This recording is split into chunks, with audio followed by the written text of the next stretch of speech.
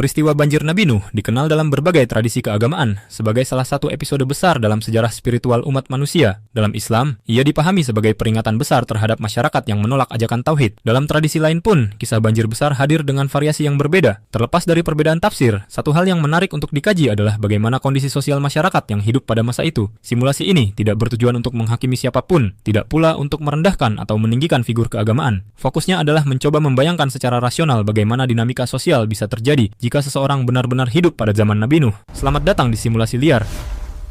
Bayangkan sebuah komunitas yang telah hidup dalam sistem sosial yang mapan selama bertahun-tahun. Mereka memiliki struktur keluarga, pemimpin, tradisi, dan pola kepercayaan yang sudah diwariskan lintas generasi. Stabilitas seperti ini menciptakan rasa aman kolektif. Ketika stabilitas sudah dianggap normal, perubahan besar hampir selalu dipandang sebagai ancaman terhadap keteraturan. Di tengah masyarakat seperti itu, Nabi Nuh hadir membawa pesan tentang perubahan keyakinan sekaligus peringatan tentang kemungkinan bencana besar berupa banjir. Dalam perspektif sosiologi, kehadiran seorang pembawa pesan yang menentang norma mayoritas hampir selalu memicu resistensi sosial, bukan semata-mata karena kebencian, tetapi karena manusia cenderung mempertahankan sistem yang sudah terasa aman. Jika kamu adalah orang biasa pada masa itu, kemungkinan besar hidupmu tidak berkutat pada perdebatan teologis yang mendalam. Fokus hidupmu mungkin lebih sederhana, soal keluarga, soal pekerjaan, soal keberlangsungan komunitas. Selama kehidupan berjalan normal dan tidak ada tanda bahaya yang terlihat secara kasat mata, ajakan perubahan radikal akan terasa jauh dari prioritas sehari-hari. Seiring waktu, pembangunan kapal oleh Nabi Nuh menjadi tindakan konkret yang sulit diabaikan. Dalam masyarakat agraris atau komunitas daratan, pembangunan kapal besar di tempat yang tidak berdekatan dengan laut tentu menimbulkan pertanyaan sosial. Sebagian mungkin melihatnya sebagai bentuk kesungguhan, sebagian lain mungkin menganggapnya sebagai tindakan yang tidak rasional. Perbedaan persepsi ini wajar dalam setiap struktur sosial yang beragam. Yang sering terlewat ketika membahas peristiwa ini adalah faktor tekanan sosial. Manusia tidak hidup dalam ruang hampa. Keputusan individu sangat dipengaruhi oleh opini mayoritas, posisi keluarga, serta konsekuensi sosial dari pilihan yang diambil. Mendukung seorang tokoh yang bertentangan dengan arus utama bukan hanya soal